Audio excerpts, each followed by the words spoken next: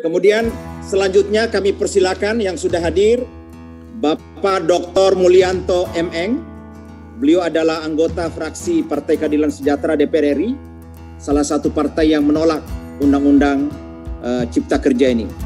Saya juga berikan waktu 7 hingga 8 menit kepada Bapak Dr. Mulyanto M.Eng dari fraksi Partai Keadilan Sejahtera. Silakan Pak. Bismillahirrahmanirrahim. Assalamualaikum warahmatullahi wabarakatuh. Waalaikumsalam warahmatullahi wabarakatuh. Alhamdulillah wa syukurillah wa la haula wa la quwata illa billahil aliyyil azim. Yang kami hormati Profesor Din Samsudin, Profesor Bomer Pasaribu, dan para pemantik Pak Rocky Gerung hadir, para profesor lainnya. Terima kasih atas kesempatan yang diberikan bagi kami. Mudah-mudahan saya cukup 7 menit, paling lama 8 menit. Sikap PKS dari awal jelas menolak karena 2 alasan. Yang pertama adalah prosesnya yang kami rasa terlalu kejar tayang. Yang kedua, substansinya yang betul-betul menurut kami sangat liberal sekali. Yang pertama soal proses.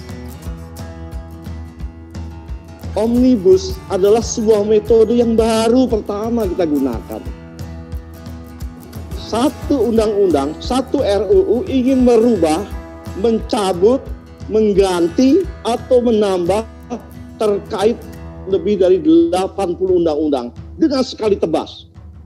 Luar biasa. Karena jangan heran, RUU Omnibus ini terdiri dari 1000 halaman atau lebih. Ini kan ada dampak resikonya kalau tidak dilakukan dengan hati-hati. Karena yang terdampak sangat banyak sekali undang-undangnya. Tapi apa yang terjadi? Dibahas pada saat pandemi, di mana pembahasan dilakukan dengan protokol COVID. Sangat terbatas sekali. Membuka aspirasi publik, dialog dari stakeholder sangat terbatas. Lalu rapat-rapatnya dilaksanakan betul-betul ngejar waktu. Pagi, siang, malam sampai tengah malam. Hari biasa, hari praksi, hari Jumat diterabas.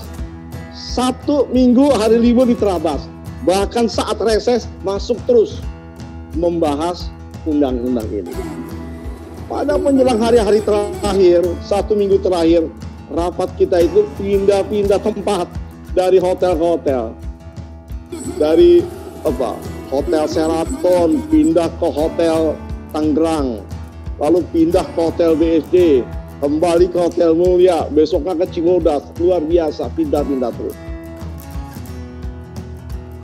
Namun pada saat pengesahannya itu, Profesor Din sudah katakan, dilakukan pleno balik itu hampir menjelang pukul 00 ya. Hampir itu. Dilakukan tengah malam. Lalu ketika paripurna, kita lihat sendiri, bahannya belum ada di tangan para anggota. Sampai hari ini belum kelihatan barang pada anggota. Jadi yang di tangan tadi Pak Ketua Serikat Buruh itu mungkin masih draft itu, belum final itu. Jadi ini persoalannya. Jadi proses tergesa-gesa. Untuk apa sih harus tergesa-gesa? Kalau memang untuk menyelesaikan, menanggulangi COVID-19, seharusnya kan sudah ada Undang-Undang Nomor 2 tahun 2020, yang dulu Perpu 1 tahun 2020 jadi undang-undang. Di situ sentralisasi kekuasaan pemerintah kan sudah bisa mengambil alih fungsi anggarannya DPR, bisa menjalankan.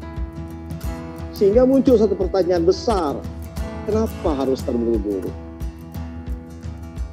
Yang kedua, dari segi substansi, menurut saya sangat liberal sekali. Saya ambil contoh pasal-pasal terkait undang-undang pemberdayaan petani, undang-undang peternakan, undang-undang pangan, Pak Bober sangat paham ini, undang-undang hortikultura, 4 undang-undang. Setiap pasal yang berbunyi mengutamakan produk dalam negeri, dilarang impor pada saat kondisi dalam negeri cukup, Impor boleh dilakukan pada saat kondisi dalam negeri kurang. Impor boleh dilakukan bila produksi tidak mencukupi. Pasar harus mengutamakan produk dalam negeri. Perdagangan harus membela usaha petani. Kemudian impor dilarang untuk barang-barang produk pangan yang akan merugikan petani. Seluruh pasal ini terkait hortikultura, terkait pangan, peternakan, semuanya dihapus. Diganti dengan pasal-pasal yang kira-kira tidak eksplisit melakukan pembelaan kepada petani dan menguatkan ketahanan pangan. Itu menandakan liberalisasinya. 2 kali Dubes WTO dipanggil di Balek menjelaskan kenapa harus begitu. Karena desakan dari WTO dan retaliasi dari Amerika Serikat dan New Zealand. Jadi baru kita digertak oleh mereka. Lalu kita seperti apa? Kerbau diketok itu. Karenanya kami menolak. Karena betul-betul pasal-pasalnya itu sangat tidak membela petani. Jauh dari kedaulatan pangan. Terkait penanaman modal, kalau kita lihat sangat terbuka. Bahkan terkait produk senjata itu tidak menjadi produk yang tertutup. Termasuk usaha kecil dan menengah. Dibuka untuk asing. Yang ketiga terkait pendidikan. Terbuka perguruan tinggi asing di wilayah kawasan ekonomi khusus. Lalu ada pasal norma baru.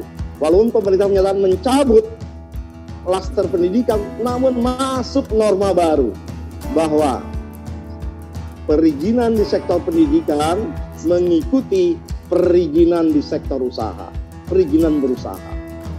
Tetap harus tunduk pada perizinan berusaha. Belum lagi di soal paten. Yang dulu nasionalisme kita, pembelaan kita pada kepentingan nasional, menuliskan di undang-undang bahwa paten, maka produk dan proses yang harus dilaksanakan di Indonesia. Agar apa? Agar ada nilai tambah bagi negeri kita. Agar ada alih teknologi. Agar ada investasi yang masuk. Agar ada pekerja baru yang diserap oleh sektor ini. Tapi sekarang dihapus. Diganti bahwa boleh melalui impor. Jadi saya rasa sudah sangat jelas dari substansi juga. Terkait dengan buruh, tadi Pak Iswadi sudah menjabarkan secara panjang lebar. Hanya aja catatan saya aja Pak Iswadi ya. Jadi terkait upah minimum padat karya dihapus Pak. Upah minimum padat karya tidak ada. Upah minimum di bawah minimum itu nggak ada. Kemudian upah minimum kabupaten kota masih ada Pak. Cuma itu ada syarat. Upah minimum kabupaten kota disesuaikan dengan pertumbuhan ekonomi daerah atau inflasi. Nah, Dewan Pengupahannya nggak ada, sehingga langsung ditentukan oleh pemerintah penyesuaiannya. Sudah barang tentu ini melanggar kesepakatan buruh ya. Jadi sebagian besar yang apa yang dikatakan Pak Iswan Abdullah secara substansi begitulah adanya. Sehingganya PKS itu ingin bahwa terkait klaster buruh tenaga kerja dihapus kembali kepada Undang-Undang Nomor 3 Tahun 2003. Tapi perjuangan kami tidak berhasil, ya karenanya kami melihat banyak mudaratnya, kami menolak terhadap undang-undang itu. Demikian, wassalamualaikum warahmatullahi wabarakatuh. Waalaikumsalam warahmatullahi wabarakatuh. Terima kasih Bapak Dr. Mulyanto. Kronologisnya lengkap. Memang Undang-Undang Cilaka ini menganeksasi 97, kurang lebih 97 undang-undang yang sudah existing. Sekarang ini setelah dicabut klaster pendidikan, tetapi masih juga tadi ada yang tinggal. Itu tinggal awalnya 1028 halaman. Sekarang yang sudah ditetapkan tinggal 905 halaman, terdiri dari 15 bab, 186 pasal dan 11 klaster. Jadi terima kasih anggota fraksi Partai Keadilan Sejahtera yang sudah menyuarakan aspirasi dari rakyat Indonesia. Saya tanya, apakah Pak Beni Kabur Harman sudah hadir dari fraksi Partai Demokrat.